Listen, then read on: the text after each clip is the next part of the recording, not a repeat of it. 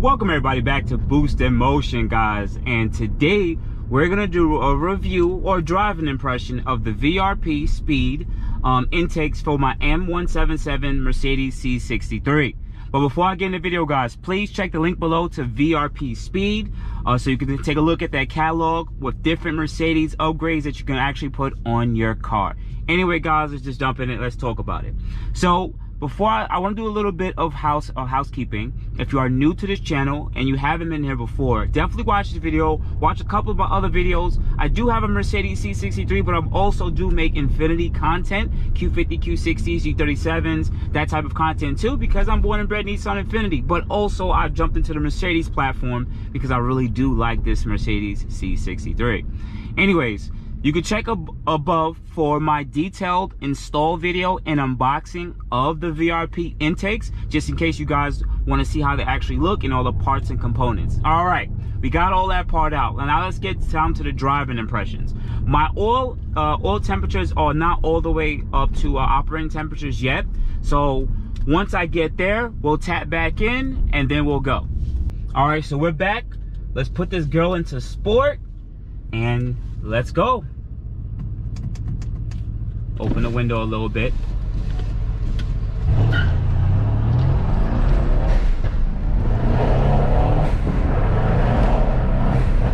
Woo. Oh yeah. Oh yeah.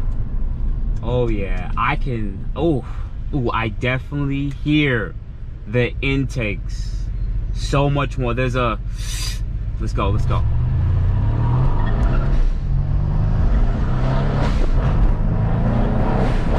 It's a public street, so I can't do too much, but ooh, ooh,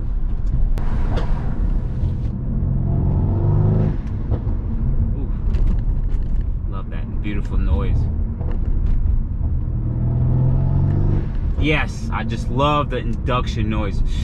It kind of brings me back to I know some of you guys that are watching, I may not be into like Nissans, but my Maxima days when I had long tube intakes. And it just makes that sucking noise. And I really miss that noise because even another platform I'm in my Infinity, we don't get that with our those stock air boxes. So it's super dope that we have that with these cars. Let me see if I get around this truck.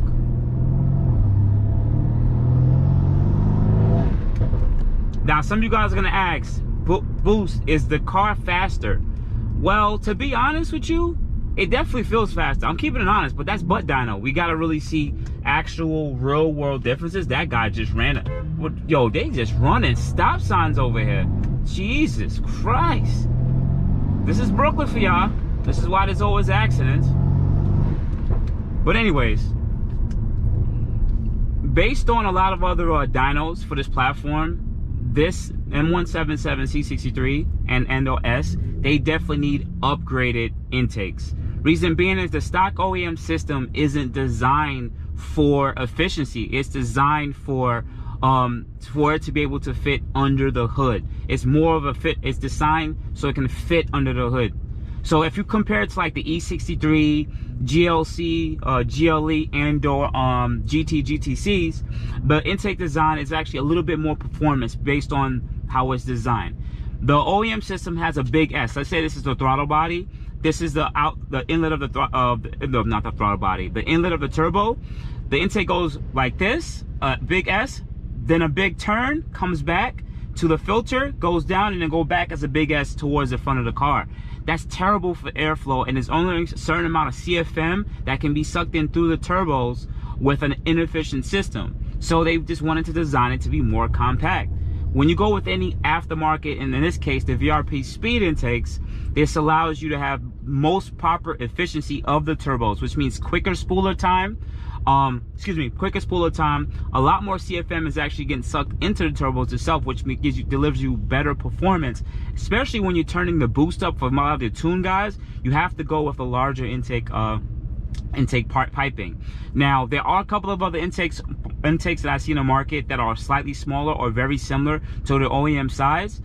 These are the 3-inch and/or 80mm, correct me if I'm wrong, 80mm intakes. So it's about 3 inches thick. Now, some people ask, is that better to go with the 3-inchers over the, let's say, 65mm?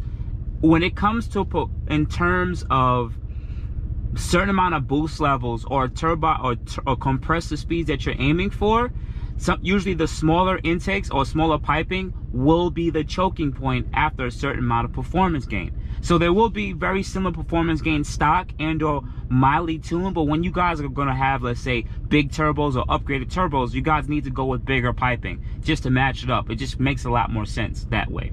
But I think this is still a good benefit of going with these over, let's say, shout out to BMS, Burger Tuning Motorsports. I've allowed much love to them, but they kept with something very similar that can work as an OEM unit with their JB4 system. But compared to someone who wants to be tuned and or have upgraded turbos, it's best that they would go with a system that has larger piping out the hole. I want you guys to hear some of the noise. Let me hold this gear.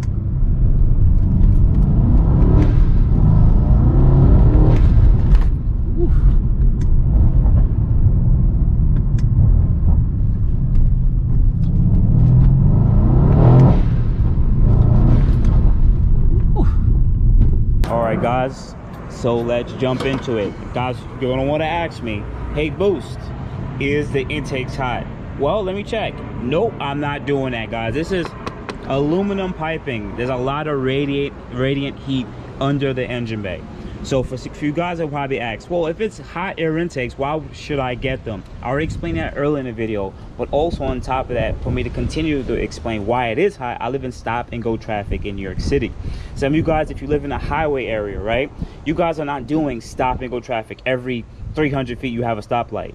But as you cruise, Mercedes designed this engine to be pretty cool. It's pretty drafty. And what I mean by that is, there's a little flap right here. This flap is designed that when you close the hood, the air would actually scoop and run along this and cool down the turbos once you're moving at a certain amount of pace and or speed.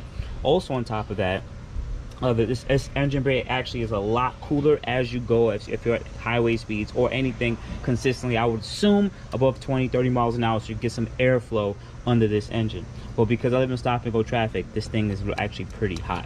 Also on top of that, with any hot air intake, the engine's going to make adjustments because you're not at full wide open throttle. If you guys are into tuning or understand tuning, if you start flooring it, your IATs, because some of you guys who are NA will probably be like, well, the IATs are really hot. As you start going, your IATs actually come down because the turbos will start sucking in the air and you're moving, and just by that, the IATs will start coming down lower and lower.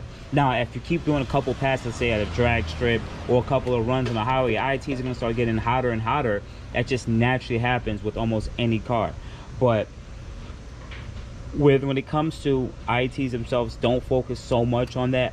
When you go into tuning, your tuner knows exactly what to do, and it's been proven that going with aftermarket intakes on your M177 with larger tubing, and I still don't know too much about the larger cone area necessarily, but the larger tubing definitely gives a vast difference in performance when it comes to wheel horsepower and or torque.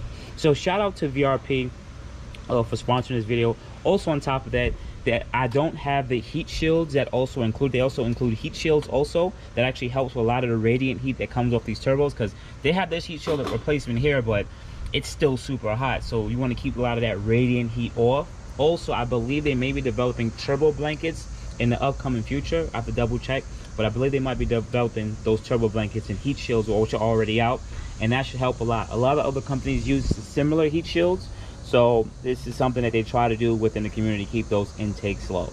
So outside of that, guys, you're going to ask me, Boost, do you like this modification for the car? I actually do. I'm never really a fan of hot air intakes because at the end of the day, on specific type of vehicles I've had in the past, they weren't really beneficial. But on turbo vehicles, when you go with more of these large and or intakes that sit in the engine bay, the difference in IATs or charge air temps as you tune could be negligible. A couple of degrees, 5 to 8 degrees IATs, which is it's still a big difference, but not so much a difference that you will be very afraid to get to jumping over into the performance game going with large intakes. So outside of that, guys, you have good morning, good afternoon, good night. Check out VRP Speed below for the link to their website with all their Mercedes products, and also follow them on social media. Outside of that, guys, you can hit me up at Boost Motion on IG, Facebook, and boostmotion@gmail.com. Otherwise than that, guys, you have a good day. Thank you everybody for watching. do appreciate you guys. Love you guys very much. You can also check out the 2 links I posted for some of my other videos. Also, on top of that, if you want to purchase some Boost in Motion merch, definitely check the link that I posted also. And finally, if you've been watching all my videos and you enjoy them, please hit the link to subscribe to my YouTube channel. Thank you. Thank you.